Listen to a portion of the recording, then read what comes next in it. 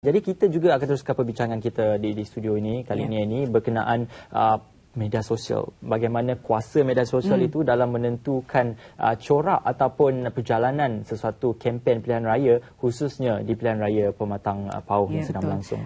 Media sosial ni mungkin akan mempengaruhi seperti yang Prof kata yang lebih muda, tetapi sekarang ni jarak ataupun jarak umur antara mereka yang menggunakan media sosial, jurang ni memang tak jauh sangat. Jadi untuk mengetahui dengan lebih lanjut dan juga perkataan kita hari ini mencungkil. Itu dia, mencungkil ya. Kita bersama dengan tetamu kita.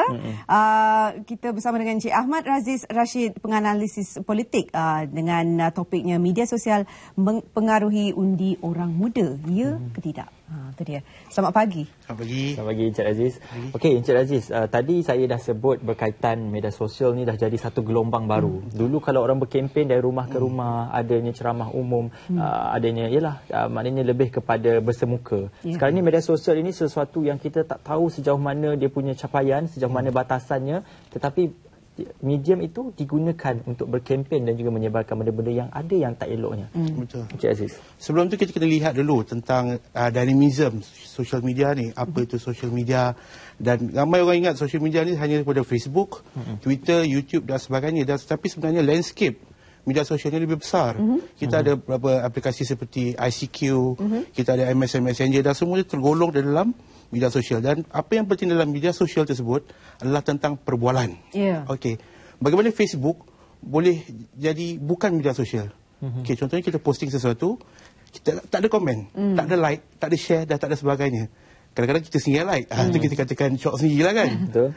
So dia tak jadi media sosial. Tapi media sosial tu dihidupkan dengan perbualan. People sharing, orang berkongsi, orang komen dan sebagainya.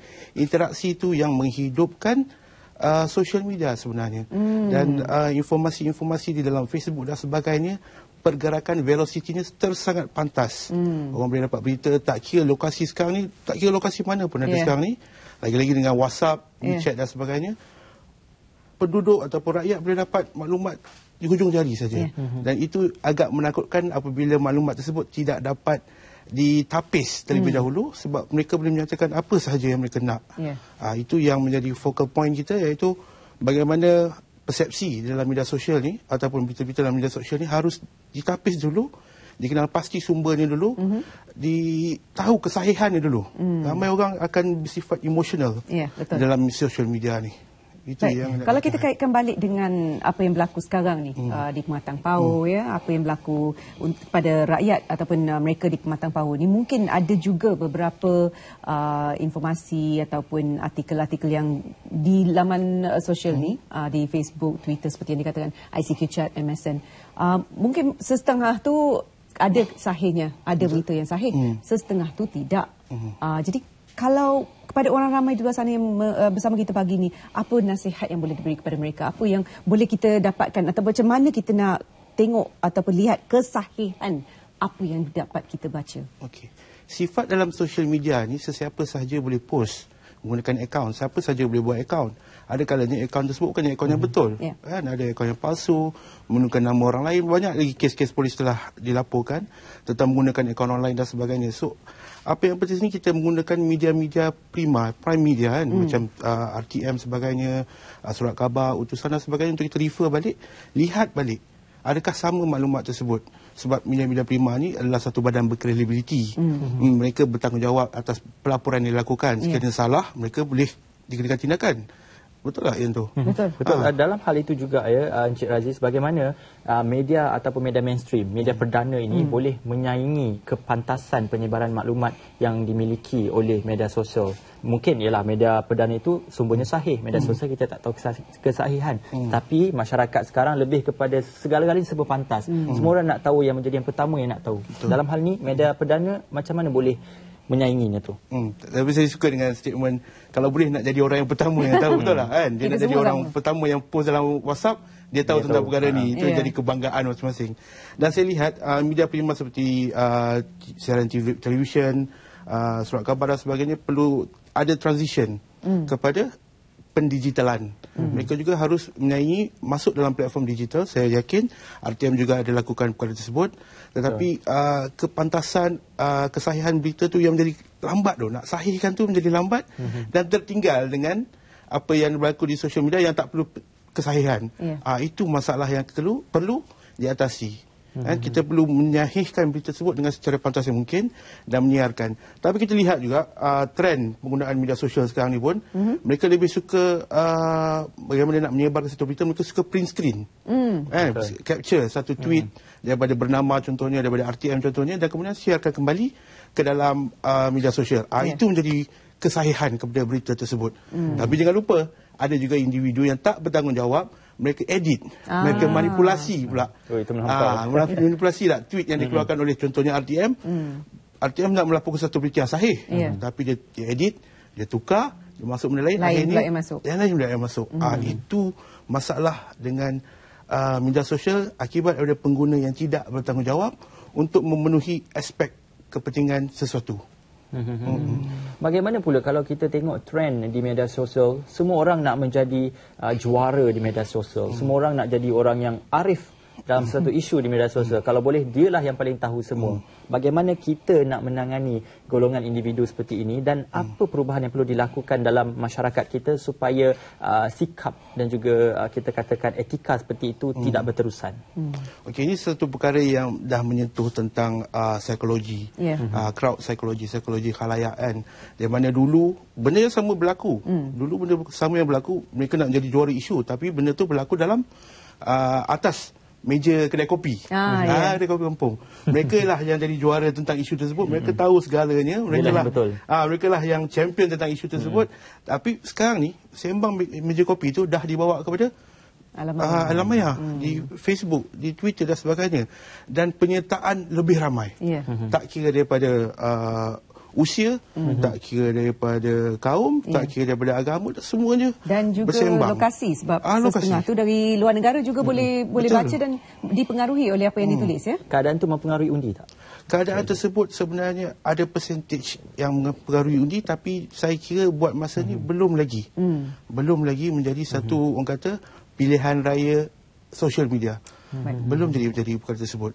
Sebab kalau kita lihat sebenarnya mereka yang masuk ke dalam social media ni sebenarnya dah ada satu pegangan. Mereka masuk ke social media, mereka mencari maklumat tersebut mengikut pegangan mereka. Kan? Sebab terlalu banyak maklumat dalam social media, terlalu banyak informasi dalam social media, kita panggil lambakan konten. Lambakan konten ni yang menyebabkan sebelum orang masuk ke social media, mereka dah ada dia pandangan masing-masing. Mereka masuk, mereka cari pandangan tersebut yang sama sebenarnya dengan pandangan mereka. Ini dikatakan sebagai selective truth. Kebenaran yang mereka pilih sendiri. Itu yang menjadi focal point dalam pembincangan kita ini. Encik Razis, kadang-kadang ada juga setengah orang yang berkata yang mungkin harus dikenakan had umur kepada mereka yang menggunakan laman sosial ataupun alam maya ni. Adakah ini satu perkara yang bagus ataupun mungkin ini akan menghadkan lagi pengetahuan kepada mereka yang lebih kurang berumur dari seperingkat umur tu?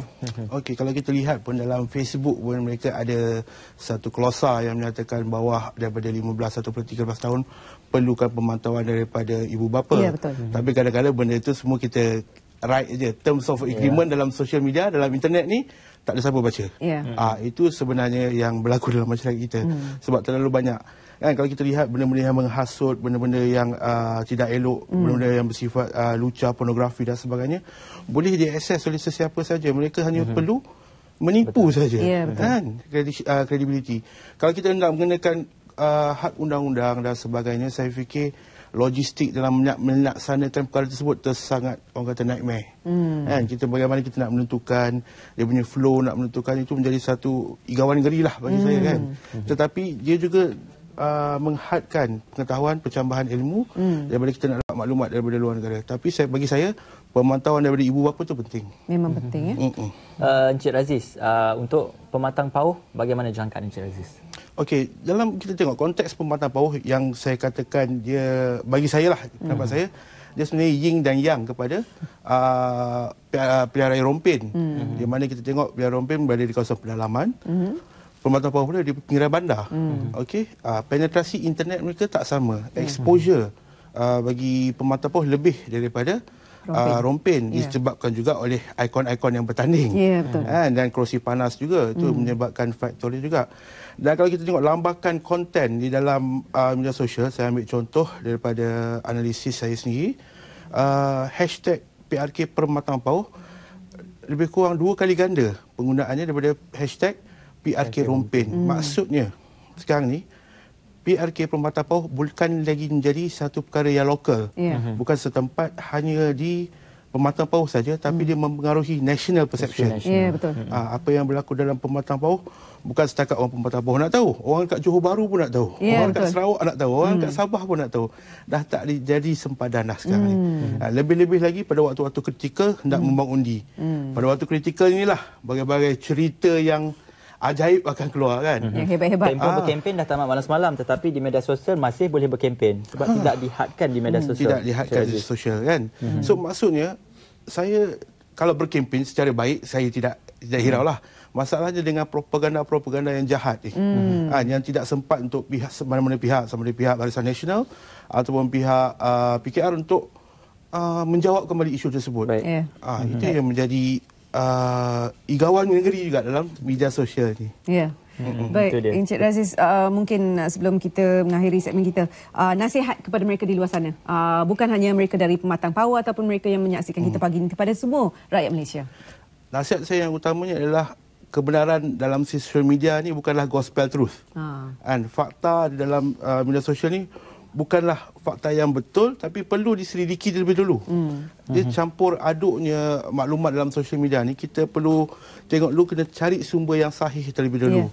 Ramai orang suka jump to conclusion, suka melompat kepada kesimpulan sebelum tahu sesuatu perkara tersebut. So nasihat saya yang utama adalah cari dulu maklumat yang sahih sebelum membuat keputusan. Mana-mana pihak sekalipun yang keluarkan maklumat, cari dulu sumber yang sahih. Sebelum keluarkan komen-komen apa-apa pun. Betul. Baik, perkongsian yang cukup baik daripada Encik Razis Rashid, penganalisis politik. Itu dia, kita mengakhiri segmen kita dalam Sapa Pagi Malaysia untuk hari ini. Saya Ismail Anan mengucapkan selamat mengundi bagi anda yang akan mengundi, yang sudah pun mengundi di Parlimen Pematang Pauh. Pilih tanda dan undi dengan bijak sebab ini merupakan undi anda dan juga hak anda.